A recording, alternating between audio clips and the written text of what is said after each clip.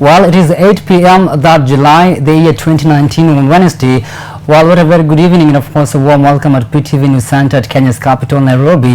It is my great pleasure to host you again. My name is Mike Mondo. My name is Ide Kosgei. Thank you for joining us tonight. We start by sending our condolences to the family and relatives of Bob Colimo. But first, let's get the highlights.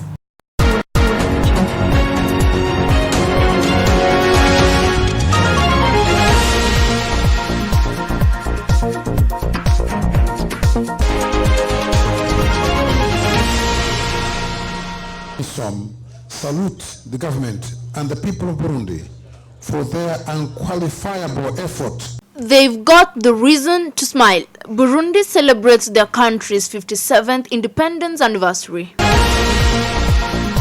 Working under stipulated rules and regulation, Central Region Commissioner Mr. Wilfred Nyagangwa has warned bar owners to check on their operating hours. Life under concern. West Pokot leaders expressed fears over many residents being forgotten in the coming national census.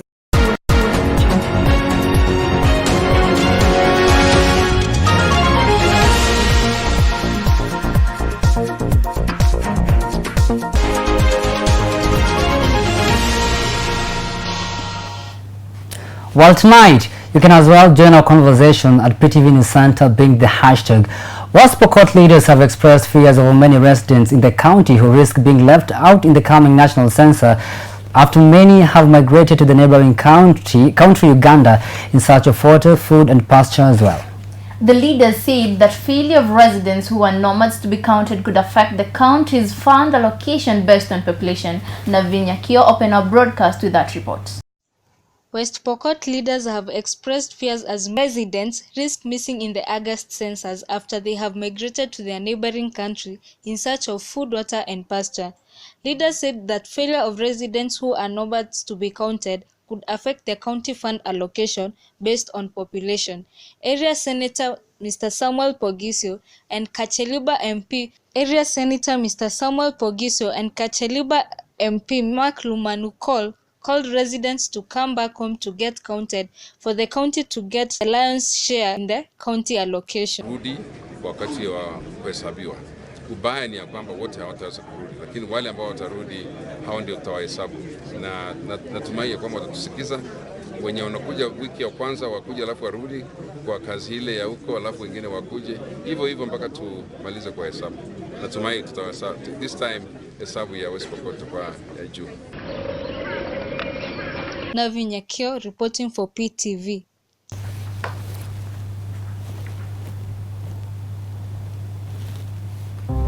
The new year brings the promise of a better tomorrow. We all have dreams, but not necessarily the means to fulfill them.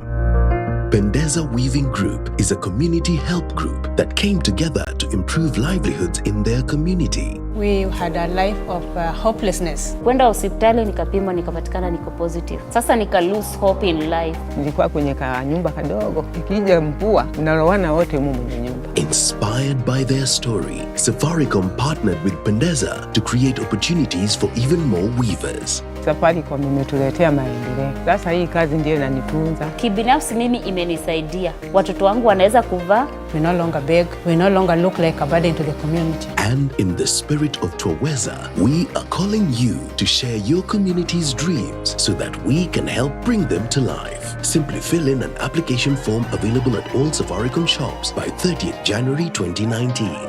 Nawe, kila wakati.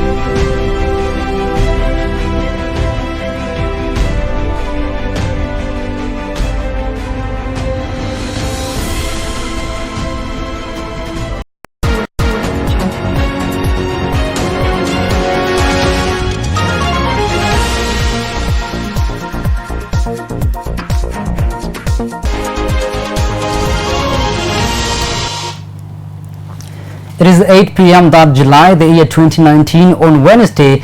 Good evening and of course a warm welcome at PTV headquarters at Kenya's capital, Nairobi. Again, it is my great pleasure to host you. My name is Mark Kimondo. My name is Yudia Kosgei. Thank you for joining us tonight. We start by sending our condolences to the family and relatives of Bob Collymore. To the highlights.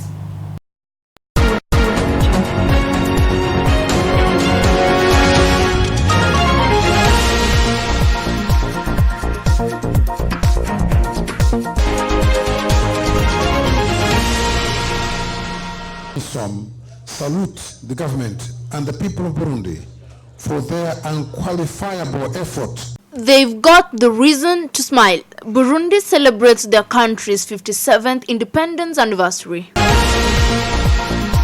Working under stipulated rules and regulation, Central Region Commissioner Mr. Wilfred Nyagangwa has warned bar owners to check on their operating hours. Life under concern. West Pokot leaders expressed fears over many residents being forgotten in the coming national census.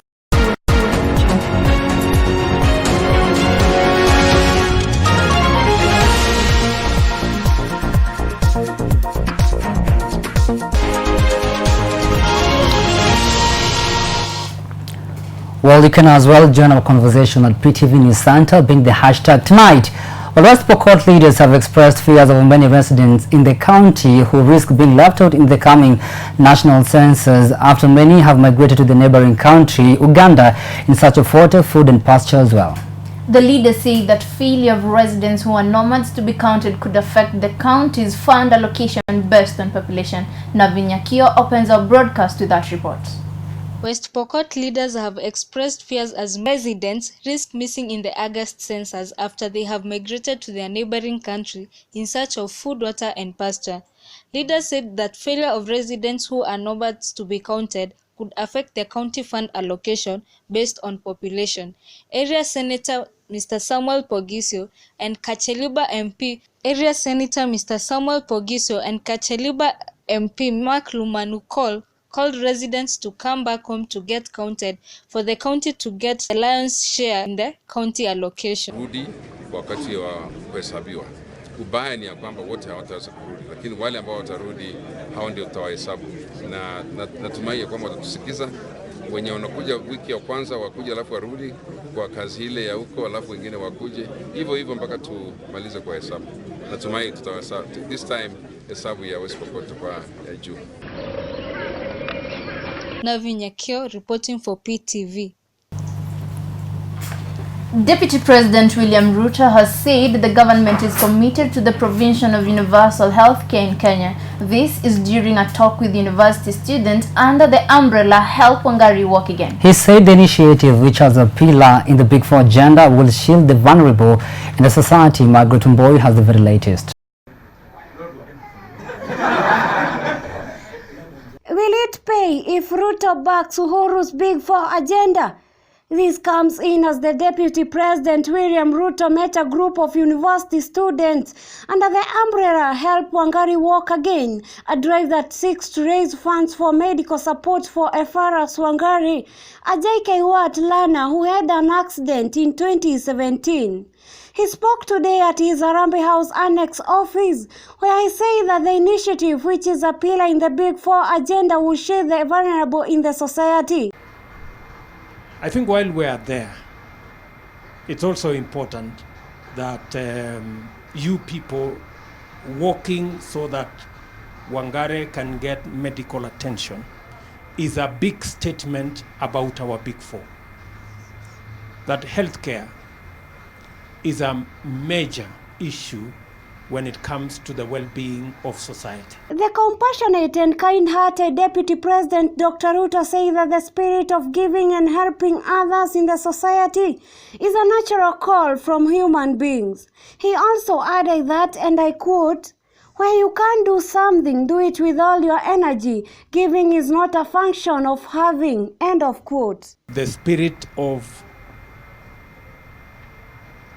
giving and the spirit of helping one another is a natural human spirit that we assist, we step forward when you find a need and you find a situation where you can do something about it. You know, you guys contributing your time, you're doing the walking, you're making a sacrifice, and that's what humanity is all about.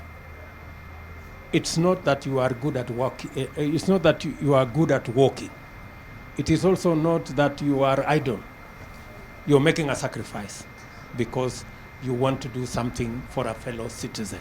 Kelvin Kareithi Wamboya, leader of the initiative, said that they are committed to continue with the work to other counties like Mombasa to raise at least 4.2 million shillings that would ensure FRS Wangari access adequate medical attention in India. Margaret Wamboi, PTV. Will allow us to cross over to the shocking news tonight.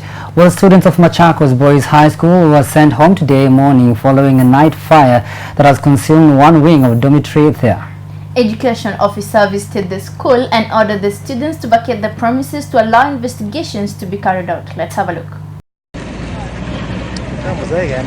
Students of Machakos Boys High School were today morning sent home following a night fire that consumed one wing of Mathendo Dormitory. Properties of unknown value was consumed by flames of fire, forcing a number of students to be hosted by their colleagues in other dormitories. Parents flocked the school gates this morning to pick their children following a communication from the school management last night that requested them to pick their kids at 10 a.m. to allow investigations to be carried out. Education officers visited the school and called upon the Kenya Power to step in and provide reports whether there was any electrical fault. The regional TAC director David Cheriot requested all stakeholders to be on the outlook against any foreplay over the incident, as this is the second dormitory to catch fire within a span of a week after Otieno Senior Dormitory faced a similar incident. Reporting for PTV, my name is Yudia Kosgi.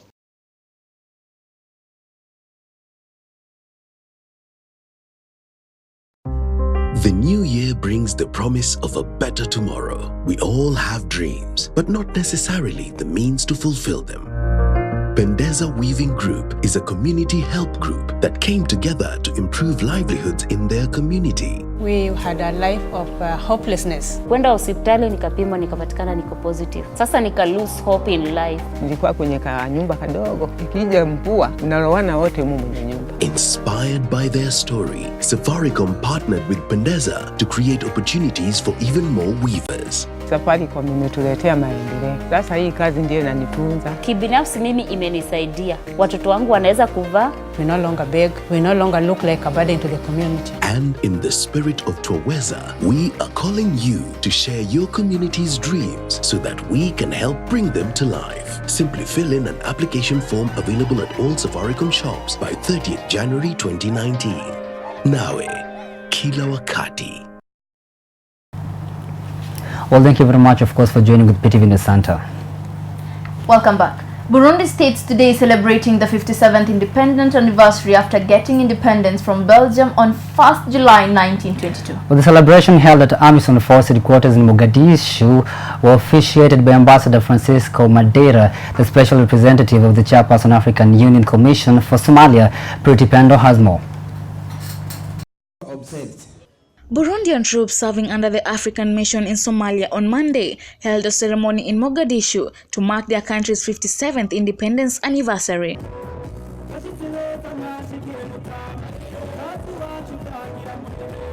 The celebrations held at the AMISOM Force headquarters in Mogadishu were officiated by Ambassador Francisco Madeira, the special representative of the Chairperson of the African Union Commission for Somalia. Excellence, for the good speech. In his remarks, Ambassador Madeira honored the Burundi AMISOM soldiers who died in the line of duty to stabilize Somalia and saluted the Burundian AMISOM troops for their role in liberating Somalia and defeating armed opposition groups. Celebrate the Independence Day of Burundi today in Mogadishu, Somalia. We in AMISOM salute the government and the people of Burundi for their unqualifiable effort and sacrifice which have led to the considerable stabilization of Somalia today. Today, the Burundi contingent secures the Middle Shabelle region with headquarters in Johar town. The Burundi contingent has also been instrumental in mentoring the Somali National Army in support of the Somali Transition Plan. Where the groups of families came together and they form a community, the so-called Burundi. This name Burundi is emanating from the word kurunda, which means to regroup, to put together. Also present were the AMISOM Force Commander Lieutenant Tigabu Yilma, General Fiza, the AMISOM Head of Mission Support, and the members of international community. Other AMISOM troop contributing countries include Djibouti, Ethiopia, Kenya, and Uganda. Purity Pendo reporting for PTV. Well, in other news tonight, Central Region Commissioner of Nyandarua County has warned bar owners who are operating contrary to the stipulated time in the law. Affirming his commitments in flushing out alcohol and substance abuse in Central Region, the Commission noted that they could not relent on the war against drug till it is eradicated. Nancy Kihuga gives us the details. The fight against alcoholism has been fought for a very long time. Nyandarua County is set to close 700 bars in fight against alcoholism. Governor Francis Kimemia said only 500 of the 1,243 licensed bars will remain open. Kipipiri Sub-County sent 129 applications, but only 74 got licenses. Oljororok Sub-County recorded 139 applications, but only 47 so far have been processed, while in Ndaragwa Sub-County, only 179 applications, but no response. Bar owners operating contrary to the stipulated time risked closure of their businesses. Central Region Commissioner Mr. Wilfred Nyangwana did what? Tukipata kama wewe unauza pombe mbaya ile inaitwa second generation, na tutakuwa na watu ya KEPSA Public Health, tutakuwa na watu ya Kenya Bureau of Standards. Tukipata unauzia watoto yetu ama wakunywaji pombe mbaya, hiyo baa ifungwe. Tunaelewana? Nyandarua County Commissioner Mr. Boaz Chiriot regretted the numbers of bars licensed in the country, noting that they surpassed the numbers of churches and hotels in the county. Chiriot called the county administration to regulate the liquor licensing law to try and reduce the number of bars in the region. The County Executive Committee member for Gender, Cultural and Social Services in the county noted that they would soon adopt a law to regulate liquor licenses in the country. It is going to be adopted as the law that is going to guide and guard issues to do with mambo ya alcohol in our county. The regional police commander, Miss Judy, called the members of the public to work closely with the police to provide lead information concerning the liquor. Hii area ni area nzuri sana, na polisi tunatakiwa tuwe marafiki zenyu. Sisi kama polisi tumetoka kwenye jamii. Sijui kwa nini tukivuka pande hii nyingine tunaonekana kwa njia isiyo nzuri. The fight against alcoholism has been fought for a very long time. We've seen counties like Nakuru County, Nairobi County, and now Nyandarua County fighting against alcoholism and bar operators who are working contrary to the time that they were given by the county government. Will this fight end? Will this nightmare come to an end? Nancy Kihuga, PTV. Well, going back to the story of Machakos Boys High School, as we've noted that their dome just went down again. Mark, what do you think? Well, I think this is the best time the government can just raise an alarm in the same. These cases are so rampant in the country. Understanding that 2 consecutive times still having school burnt down, well, I think the government should do something on the same. You can just go ahead and join our conversation at PTV News Center, being the hashtag of this particular bulletin tonight. Well, at this particular juncture, we'll be taking off a second short commercial break rather, but of course, when we come back a little later, we still have a lot for you. Keep it right here.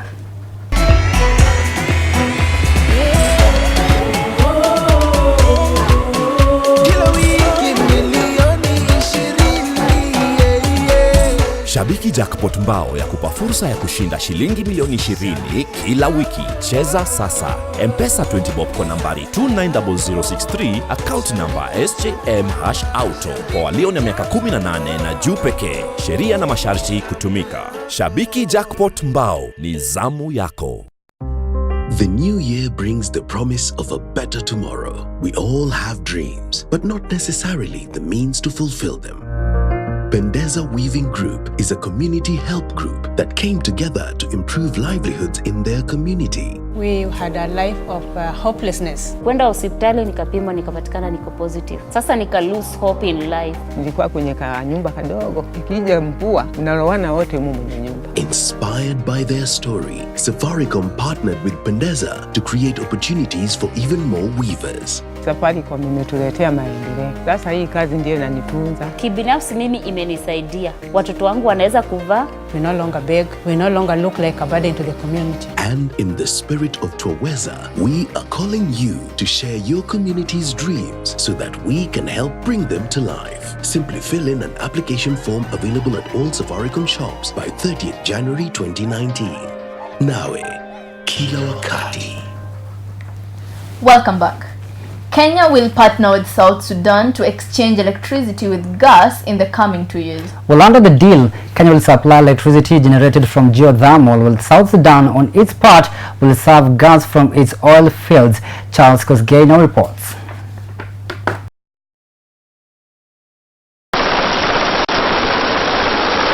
Exchange of electricity with gas is what to be ushered in Kenya and South Sudan in few years to come. It was a touching promise after South Sudan President Salva Kiir and his delegation visited the geothermal-rich area of Olgaria in Naivasha. South Sudan was in a dire need of electricity in the field of oil, with the current supply being inadequate. Energy CS Charles Keter said that the plans are underway to construct transmission lines to Lodwar, neighboring Sudan. Kenya is really paramount, because I was checking the distance between Tarkwel, where we have our generation by Kenyan, all the way to Lodwar to Lokichokcho is about 295 kilometers.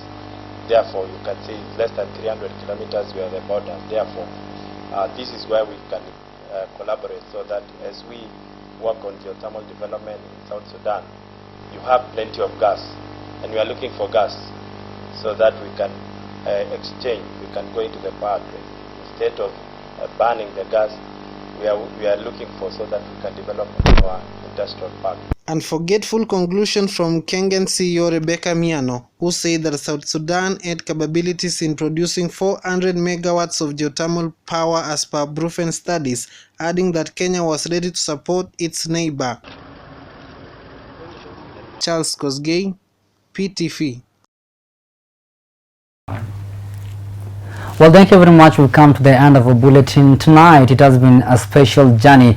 Well, tonight we're having a derby, and we don't even understand which team will win, even for the whole particular FIFA Federation taking place in Cairo, Egypt. We don't understand which team will take it. After all, Kenya has just come back. Just take it easy. But on the other way said, do you like soccer? Well, not really.